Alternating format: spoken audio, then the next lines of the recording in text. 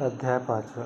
घी के साथ मिला देखो, वस्तु में गुण सत्व है, संपूर्ण विश्व में है ऐसे ही ये भरा हुआ।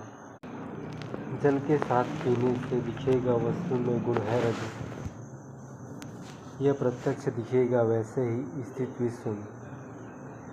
अकेली वस्तु खाने से दिखेगा तमह भरा, विश्व में अन्न के द्वारा ये तीनों स्थूल रूप से कफवात बने पित्त वेग से कूदने लगे।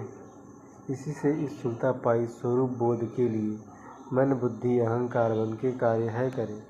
ऐसे 8 ही अंग स्थित है क्षर भाव में, इसी को साम्य अवस्था गुणों की सांख्य ने कही। अखंड मंडलाकार क्षर रूप फिरा करे, संपूर्ण विश्व की लीला इसी में हो रही सदा। यही है तत्पद दृश्य विराट, इस नाम से सबको दिखता है ये प्रत्यक्ष जानते नहीं। क्षर विराट दर्शन योग नामक अध्याय 5वां संपूर्ण। अध्याय 6वां।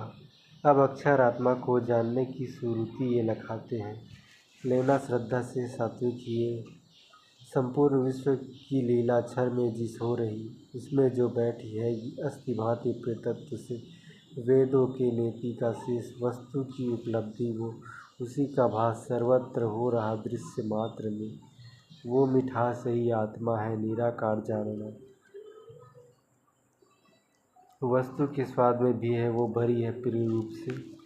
मिठास को हुई इच्छा देखूं निज रूप, मैं तो क्या देख सकती है नेत्रों से निज रूप को। होते ही वृत्ति नेत्रों से देखना निज रूप, तो दिखेगा विश्व ये सारा, यही उसका स्वरूप है। बुद्धि के बल से हुए अस्तित्व सिद्ध वस्तु का आँखों से देखना चाहे, दिखेगा विश्व रूप ही।